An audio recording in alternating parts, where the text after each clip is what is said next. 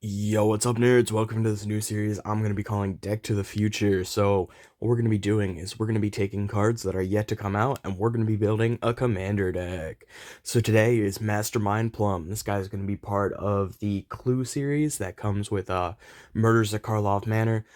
Definitely an odd spin-off product, but if I understand it correctly, this should be commander legal. So, Mastermind Plum, he's 2 and a black, he's a 2/2. Understated, not always a good sign. When it attacks, you exile up to one target card from a graveyard. If an artifact was exiled this way, you create a treasure token. And whenever you cast a spell, mana from a treasure was spent to cast it, you draw a card and you lose a life. So, you could take this treasure, which treasure's a little bit of the route I took here, but I just, I wanted to go a little bit all out, right? Um, and this is an odd deck. 100 we're for this series we're gonna try and go under 150 bucks. So this is what I'm gonna be calling a Bolas' Citadel deck. So what we're gonna be doing is we're gonna be casting spells off the top of the deck. We're gonna be searching for Bolas' Citadel, and then whenever there's a land, we're gonna be able to cast spells from our hand with Plum and be able to draw that land into hand because we'll be using treasure to cast it. So, starting off with creatures, we have Blood Pet. This is kind of just like an easy cyclable creature, and if you didn't notice, we only have 22 lands because we're going to be trying to avoid lands as much as possible. So, this is going to be a little fill-in to help us ramp up. Disciple of the Vault is going to be helping us boost off the treasure, helping drain our opponents out. Dockside Chef, if we don't have spells to cast from hand, we could use the treasure to activate Dockside Chef and draw cards. Greedy Freebooter creates his treasure when it dies, same with Shambling Ghast. Viscera Seer, we can use the Scry ability to get things off the top of the deck that we don't want there. Direfleet Hoarder's there for the treasure, same with Gleaming Barrier, Halo Scarab, Hoard Robber.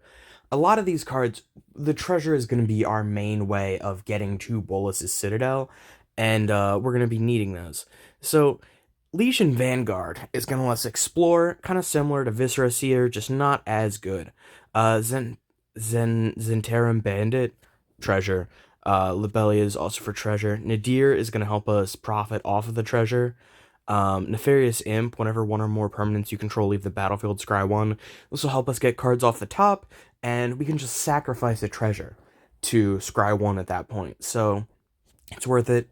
Those 2 for treasure. Mirkwood Bats to like profit off the tokens, Pitiless Plunderer, create treasure, same with Ruthless Technomancer. Kuldotha Forgemaster, on the other hand, sure, it's going to be a little bit hard to get to it, however, we should have treasures to get to it, 1, and 2, we should be able to sacrifice our treasures to look for Bolas' Citadel. Street Wraith can be cycled just for paying 2, 2 life, so I mean, like, it's basically like playing with 1 less card in the deck. It's going to get you to another land if you need another land. It's going to get you to another card if you need another card. Marionette Master, you just kind of boost off of it. Deals a lot of damage to opponents. Netherborn Phalanx is a 6-drop with Transmute, so we can transmute it into Bolas' Citadel. Blood Fountain creates 2 artifacts, so it's good for sacrificing. Currency Converter creates treasures. Soul Ring, Arcane Signet, for ramp, Bucknards, Buried Treasure, Dire Mimic. All of these count as treasures, so we will be drawing when we sacrifice them as well. Mostly creating treasure. Wishclaw to help us get to Bolas's. Aetherflux Reservoir, so once we get to Bolas's Citadel, on top of just casting a whole bunch of spells, we need to be able to regain life after casting those spells because you pay life instead of paying mana costs. So it's just a good option. Whirling Catapult, you can remove the top 2 cards of your library from the game to have it deal 1 damage to each creature with flying and each player. This will get lands off the top if we have no other options. Bolas' Citadel, the main win con of this deck. You're going to play this. You can look at the top card of your library, you can play lands and cast spells from the top, and if you cast a spell this way, pay life equal to its mana value rather than paying its mana cost. It has that secondary ability, however, the chances we actually get to that are very unlikely, and instead we're going to be trying to storm off with Bolas' Citadel and Tendrils of Agony. So Cling to Dust seems like an odd choice. It's going to draw us a card, which is cool. And And then if we're casting it with Bolas' Citadel, if we exile a creature card from a graveyard, we gain 3 life. So it adds 1 to the storm count, gains us 2 life. So it's more or less just free. Corrupted Convictions for drawing, Cremate, draw, Dark Ritual is a ritual, of course. Ebony Charm can gain us 1 life, so we can just add 1 to the storm count. Fade into Memory, so it's more or less because we can cycle it. Midnight Charm gains us a life. I believe there was some other reason. Yeah, no, it's just for cycling, more or less. Nightmare's Thirst gains us a life and can also be removal. Scarab Feast is cyclable. Shadow Feed gains us life. We're more or less looking for free spells we can cast. Village Rites is draw. Deadly Dispute is treasure and draw. Vacarum Death is recursion and treasure. A lot of these cards just kind of have like keywords that they're filling that we need. So Moment of Craving, again, it could be removal. However, it's also, if we cast it with Bolas' Citadel, we'd pay 2 life, gain 2 life. Parasitic Grasp, pay 2 life, gain 3 life. Farrakhan's Curse, pay 2, gain 2, pay 2, gain 2, pay 2, gain 2, pay 3, gain 3, pay 4, gain equal a number of swamps, draw a card, Scheming Symmetry to help get us to Bolas' Citadel, Shamble Back is pay 1, gain 2, Taste of Blood is pay 1, gain 1, Unearth to just get things back, and Plum is a 3-drop, so it's an option to get him back, worst comes to worst. It's also cyclable, pay 1, gain 1, Diabolic Intent to go search for Citadel, Environmental Science is a pay 2, gain 2, Sovereign's Bite, pay 2, gain 3, pay 2, gain 2, pay 3, gain 3, pay 4, gain, 9? So, and then our ultimate goal is we want to be able to get Tendrils of Agony either in our hand or into the top of the library when we'll be able to cast it, because that's going to be our main win con.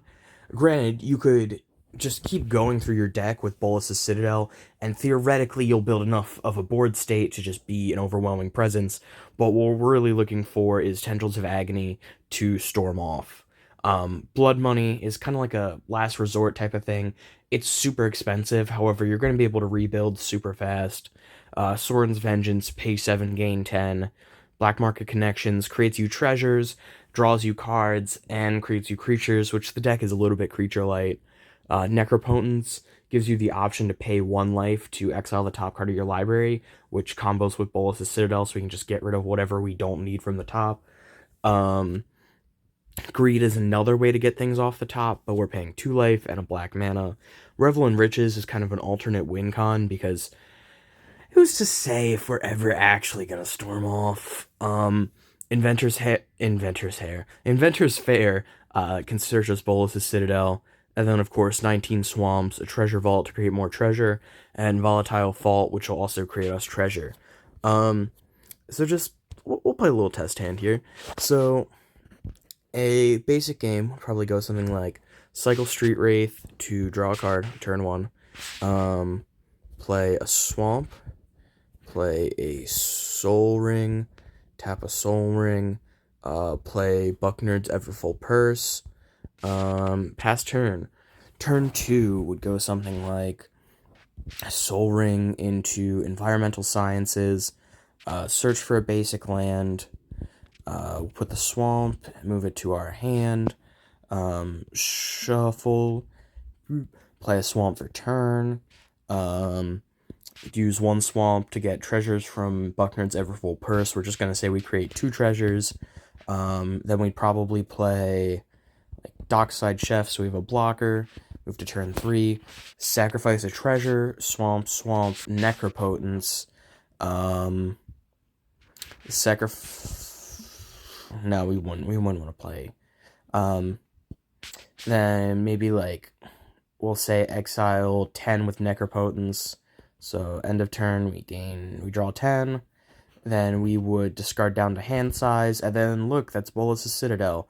So we're just going to say we discarded down to hand size by getting rid of her, Blood Money,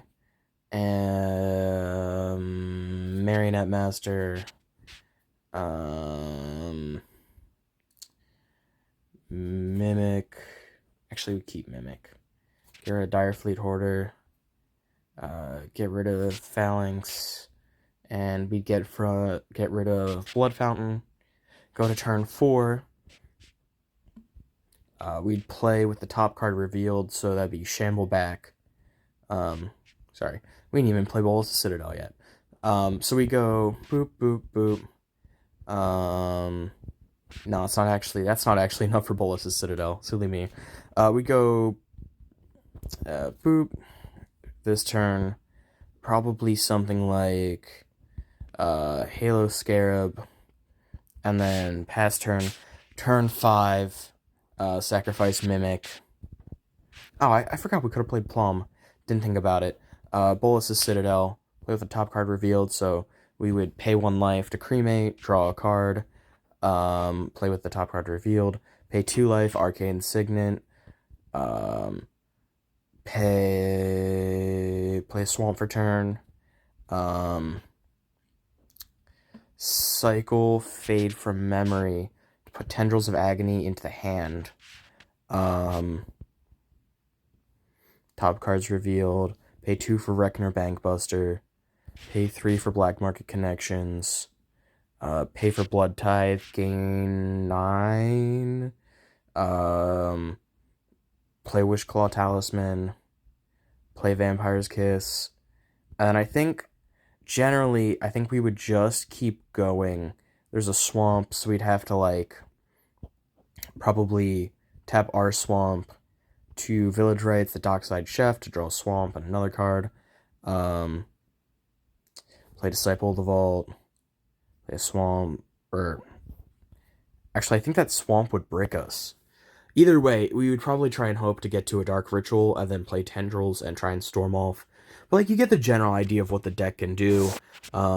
Just a second little test hand. We go something like Swamp into Midnight Charm to gain 1 life, because why not? 2 Direfleet Hoarder, Swamp into